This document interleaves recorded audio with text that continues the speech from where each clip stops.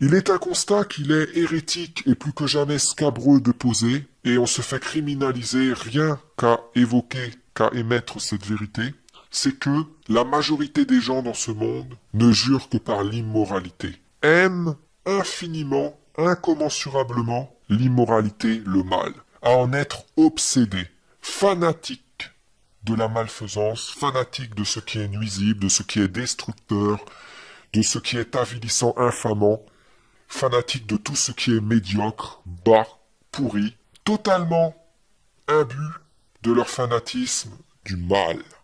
L'intensité avec laquelle ils aiment l'immoralité est inappréhendable même par l'esprit le plus lucide, le plus critique. Vous ne pourrez jamais mesurer pleinement ô combien ils adorent le mal, l'immoralité. Quand les gens parlent de satanisme et qu'ils disent que qu'ils dénoncent l'adoration des gens à l'égard de Satan, notamment ces prétendus anti-Illuminati, tout ça. Bien qu'il n'y ait pas qu'eux qui se prétendent réprobateurs de cette vénération satanique. Mais qu'est-ce que Satan, en fait? C'est une personnification du mal. Satan, ça n'existe pas. Il y a le mal, l'immoralité, que les gens vénèrent. Ils vénèrent ça. Ils sont transis d'amour, de l'amour le plus malsain qui soit, c'est-à-dire de l'amour mauvais, de l'amour injuste, l'amour du mal, de l'immoralité. Ils veulent que dans ce monde, ça grouille, ça transpire l'immoralité partout. Ils ne veulent que de l'immoralité. C'est une anomalie de rappeler cette évidence, comme on ne peut pas aimer quelque chose intensément sans détester avec la même intensité le contraire de cette chose. Ils détestent la moralité, le bien, avec la même intensité qu'ils détestent, qu'ils aiment l'immoralité. Ils sont capables de controuver les histoires les plus abracadabrantesques, c'est le mot, pour prétendre que c'est normal d'aimer le mal, et que c'est l'amour du bien et la haine du mal qui sont anormales. Pour accréditer ça, et pour tromper et embrouiller les gens moraux qui s'indignent contre le mal, ils pratiquent cette odieuse inversion pour conférer mensongèrement au mal les attributs du bien et au bien les attributs du mal.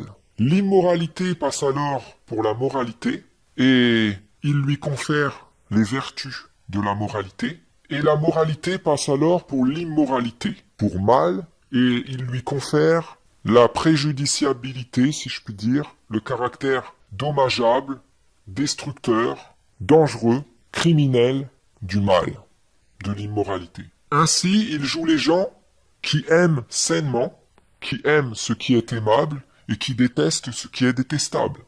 Alors qu'en vérité, ils aiment ce qui est détestable et ils détestent ce qui est aimable. Ce qui est aimable, c'est le bien et non le mal, et ce qui est détestable, c'est le mal et non le bien. Ils passent de plus en plus leur temps sur Internet à faire un procès à la haine.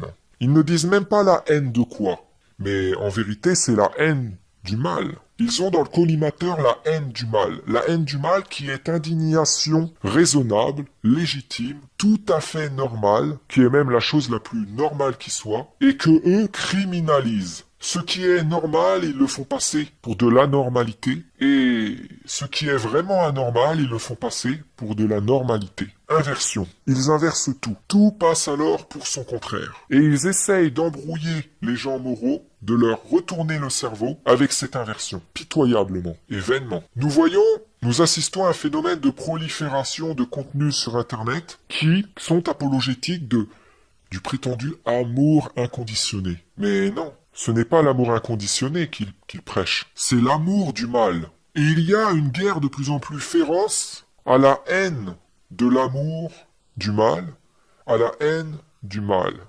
Cette haine, elle est vraiment de plus en plus considérée comme le pire des fléaux. Comme si c'était la plus grande des anormalités de détester le mal. La haine du mal est tout à fait normale et on a le droit.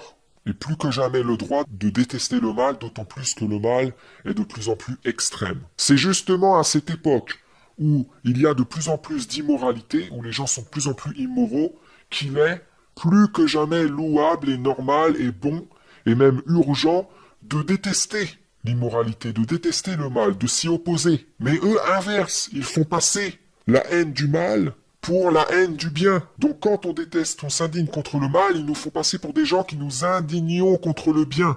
Puisque par leur horrible inversion, le mal ayant les attributs du bien passant pour bien, le détester, c'est détester le bien pour eux, hein, dans leur folie. Donc la haine du mal qu'ils font passer pour haine du bien est criminalisée. Et ils la criminalisent sous le prétexte, donc, qu'elle serait haine du bien, en inversant par diffamation. Donc vous êtes témoin d'une immoralité, je sais pas, bientôt vous allez être témoin d'un meurtre. On va prendre un cas extrême pour bien...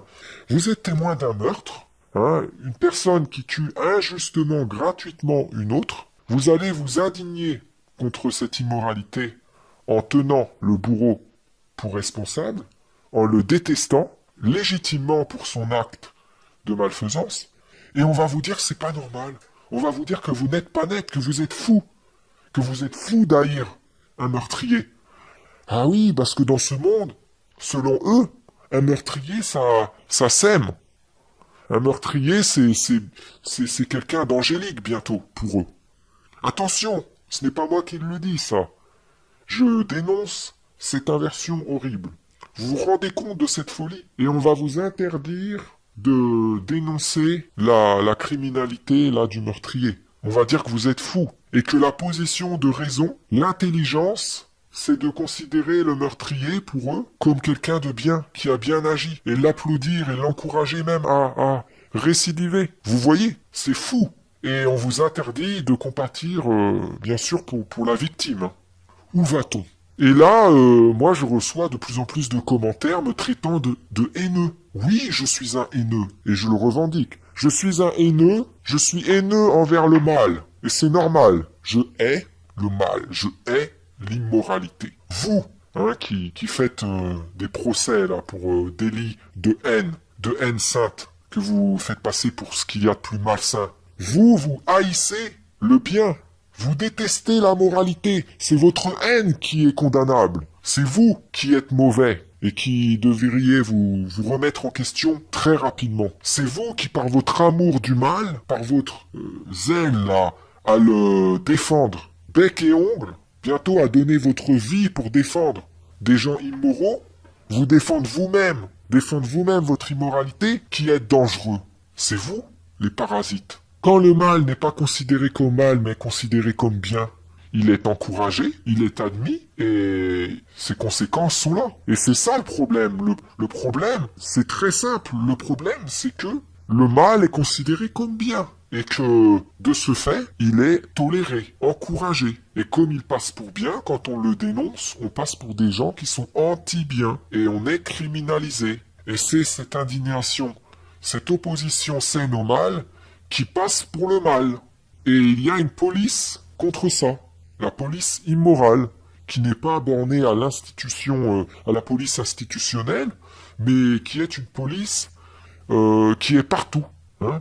Je ne vais pas faire des éloges à ce binôme de la rumeur, mais il y avait un texte de Hamé du binôme La Rumeur, qui est certes très corrompu, mais qui avait pour titre La meilleure des polices.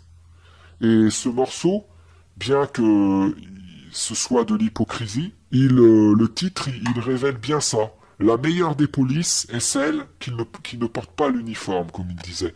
La meilleure des polices ne porte pas l'uniforme, uniforme, informe, je sais plus qu'est-ce qu'il disait, mais elle est partout, se mêle de tout, s'occupe de tout, et traque, est là comme une milice. Et voilà, c'est bien ça dont il s'agit. La police immorale que tous ces kidams férus d'immoralité font, et qui condamne quiconque refuse d'aimer le mal. Quiconque aime le bien et déteste le mal, comme si c'était pas normal. Et si vous êtes là-dedans, si vous détestez le mal et aimez le bien, vous passez pour un cas psychiatrique qu'il faut interner d'urgence. Tandis que eux, qui sont dans la plus extrême des folies, qui sont bel et bien fous, qui, puisqu'ils attribuent toujours les caractéristiques du mal, ils confèrent les attributs du mal par inversion diffamatoire au bien, sont donc de fiefés calomnieurs, de fiefés diffamateurs dangereux. Ce sont eux les affabulateurs. Ils se mettent à accuser des gens innocents d'être malfaisants. Ils vous inventent des torts. Ils inventent des torts à ceux qui n'en ont pas, ou qui en ont des minimes, ou ils les aggravent, ou ils en extrapolent la gravité, et minimisent la gravité des malfaisances, des vrais malfaiteurs, et là où il y a vraiment des torts, ils les nient. Là où il n'y en a pas, ils en inventent. C'est la plus extrême folie. Un esprit ne pouvait pas, aucun esprit ne pouvait être aussi fou. C'est la plus grande folie qu'un esprit puisse atteindre. Et le pire, c'est qu'ils s'infatuent de cette folie et la font passer pour quelque chose de tout à fait normal. Et vont traiter de faux les gens qui ne le sont pas. C'est dingue. C'est hallucinant. C'est hallucinant. Le mensonge passe pour vérité. Le vrai passe pour faux. Ce qui est bas passe pour ce qui est évolué, grand, admirable. L'impureté passe pour la pureté. La pureté pour l'impureté. L'intelligence pour de l'inintelligence. La bêtise pour de l'intelligence. Les incultes passent pour des gens cultivés. Les cultivés pour des incultes, des bêtas, des cancres, qui devraient retourner sur les bancs de l'école primaire pour apprendre les bases. Les immoraux donnent des leçons de moralité. Les injustes sont bientôt même à des places au tribunal en train de faire les juges et en train de statuer. Hein? Les plus grands criminels jouent les anticriminalités. Les gens qui détruisent les malhonnêtes destructeurs jouent les francs-maçons. Le terme franc-maçon, je le redis, en langage inversé, veut dire malhonnête destructeur. Et à ce titre, ils sont tous francs-maçons. Tous équidamment. Et je ne dis pas franc-maçon dans le sens appartenance à la franc-maçonnerie. Ils jouent les francs-maçons, ils se disent francs et maçons constructeurs, constructifs, alors qu'ils sont malhonnêtes et destructeurs, en tant qu'immoralistes.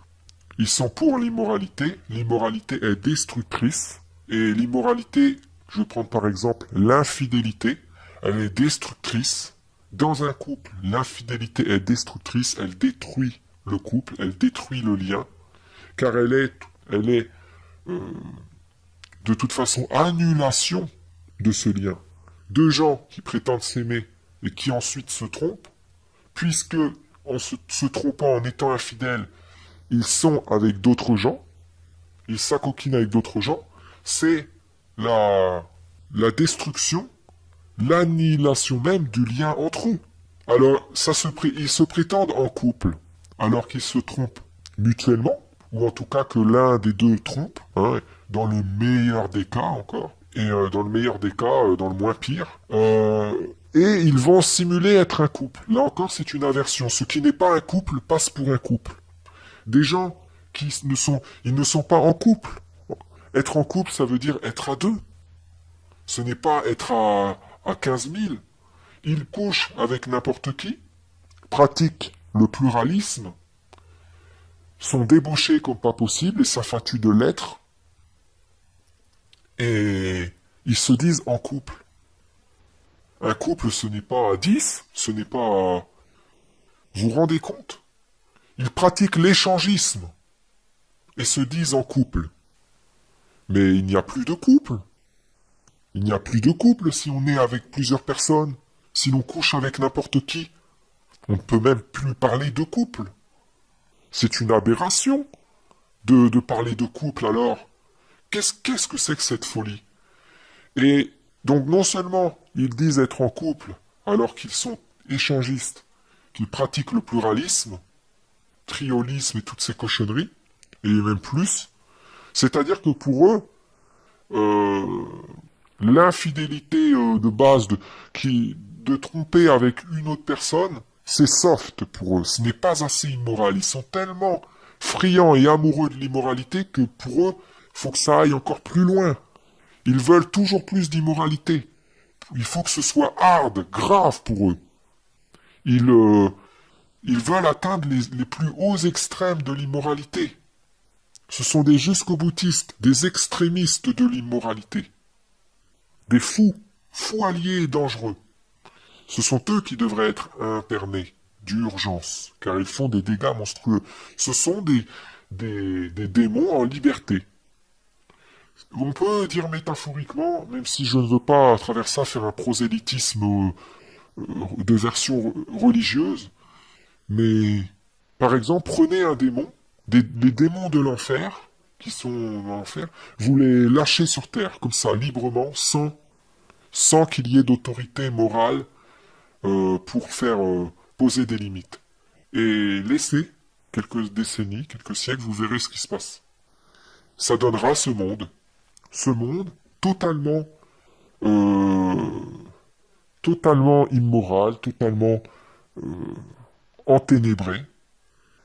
Et voilà, c'est. Je vais vous lire l'arrière d'un ouvrage que j'ai que, que j'ai gardé en pièce à conviction, vraiment. Car c'est vraiment un ouvrage de folie et qui est vraiment l'auteur est démonolâtre. Je vais le chercher et je vous lis ça dans quelques secondes.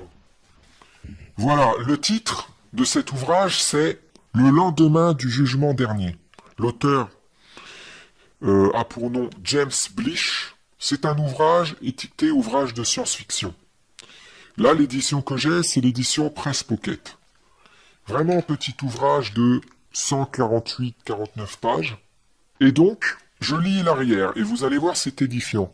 Et on retrouve, c'est presque, ça passe pour de la science-fiction, encore une fois, ils font passer ce qui est réaliste pour de l'irréalisme, pour du fictif, inversant réel et irréel, et font passer donc ce texte-là est très réaliste. C'est comme un constat qui fait froid dans le dos par sa justesse un constat de la situation actuelle. J'aimerais qu'on lâche sur la terre, pour une nuit entière, les principaux démons de l'enfer, sans assignation ni contrainte aucune, pour voir ce qu'ils feraient ainsi livrés à eux-mêmes. Le vœu de Ben, qui est le nom d'un personnage principal de cette histoire, relevait du raffinement artistique dans le domaine de la violence destructrice, où il aimait se considérer comme un esthète. Vous voyez, ces propos sont immondes. Hein. Le vœu de Baines, B-A-I-N-E-S, relevait du raffinement artistique, dans le domaine de la violence destructrice, où il aimait à se considérer comme un esthète.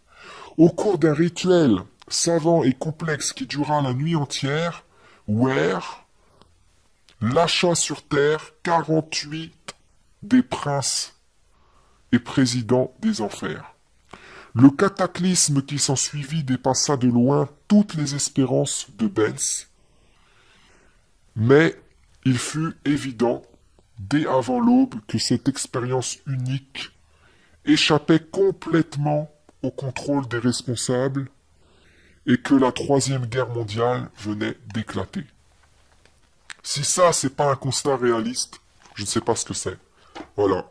Vous prenez des démons, vous les laissez sur une planète ou dans un milieu, quelque part, sans autorité, livrés à eux-mêmes, comme ça, ils se permettront tout. Ils n'auront aucune limite. Aucune limite. Et c'est ce qui se produit sur Terre. Et il y a un contraste net entre ceux qui ne profitent pas de l'absence d'autorité morale pour se permettre toutes les immoralités, et ceux qui en profitent allègrement. Hein. Profiter de la vie, c'est ça hein, pour eux, pour faire le plus de mal possible. Ces gens-là sont des bêtes immondes. Ils sont incapables de se fixer des limites morales. Ils ne veulent même pas. Ce n'est même pas une question. Je suis dans l'erreur quand je parle d'incapacité. C'est qu'ils sont tellement diaboliques qu'ils ne veulent même pas. Hein? Il faut aussi cesser d'adhérer à ces versions mensongères qui contribuent à les excuser ou à minimiser leur diablerie, selon lesquelles ils seraient sous le joug d'une élite ou, voilà, contraints par des chantages d'être immoraux, et qu'ils seraient immoraux pour pouvoir manger ou pour... Non, absolument pas, absolument pas. Ils le sont par pur amour de l'immoralité. Alors ils consentent à ce que des gens s'indignent, prétendument, contre le nouvel ordre mondial, contre les Illuminati, contre la franc-maçonnerie, parle de complot, tout ça. Ça ne les dérange pas. Ça ne les dérange pas car ça ne rentre pas dans le fond des choses.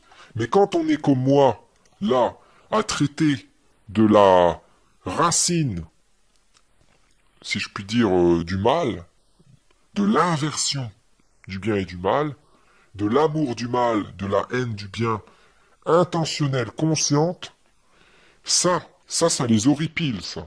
Parce qu'ils savent que là, je touche au nerf, voilà, au cœur du truc. Et depuis que je m'attaque à cette inversion et que j'en parle, avant j'en parlais de temps en temps dans des audios, enfin, mais la majorité du temps je parlais de, voilà, je faisais, et je l'avoue, hein, idiotement, quasiment des copier-coller de choses que je lisais sur Internet. Parce que j'étais encore dans cette bêtise.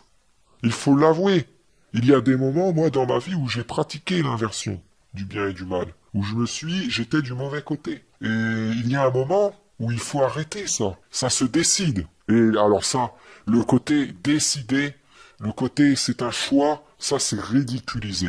Alors ça, quand vous dites ça que ça se décide d'arrêter d'aimer le mal et de détester le bien, que ça se décide de prendre la bonne résolution et la meilleure, c'est la meilleure que l'on puisse prendre. Il n'y a pas de meilleure résolution que l'on puisse prendre. La résolution d'aimer le bien et de haïr le mal, que ceci se décide, que ceci est un acte de la volonté, que c'est... Hein, alors dire cela, mais cette pensée-là est considérée comme la plus absurde. Je crois que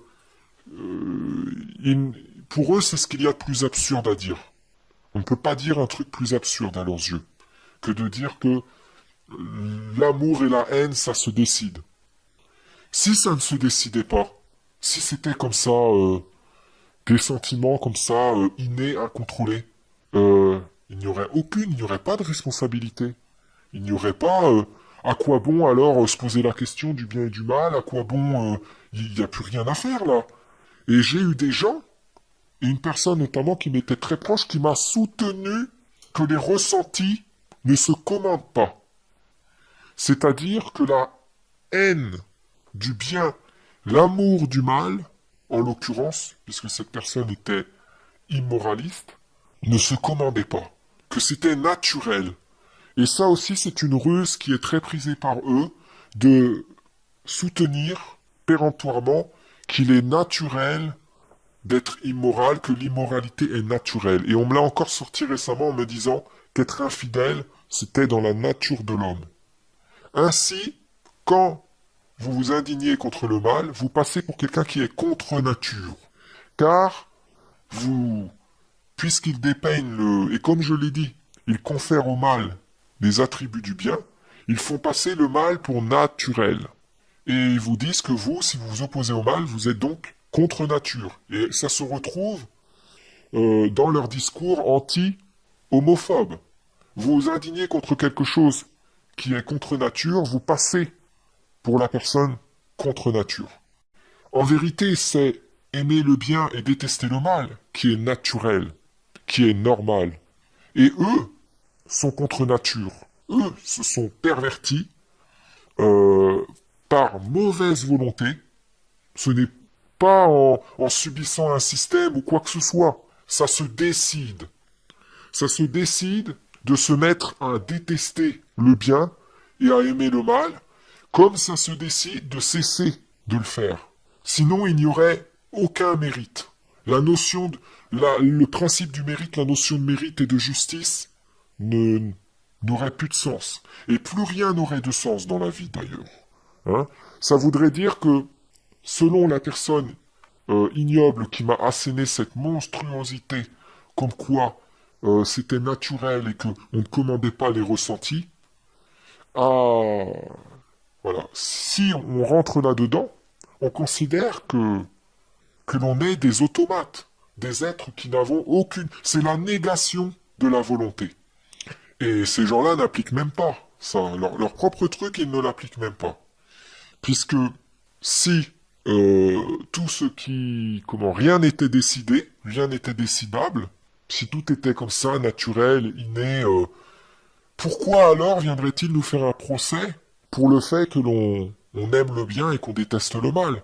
Pourquoi alors nous ne serions pas en droit de dire que c'est naturel aussi ça, puisque les ressentis ne se commanderaient pas, notre amour du bien étant aussi un ressenti, notre haine du mal étant un ressenti, pourquoi alors, s'ils appliqueraient, soi-disant, comme ils le prétendent, leur principe selon lequel, hein, les ressentis ne se commandent pas, pourquoi ils nous feraient grief, ils nous reprocheraient d'avoir ces ressentis alors? Là, même dans leurs trucs, ils se contredisent. Ils sont d'une bêtise inénarrable.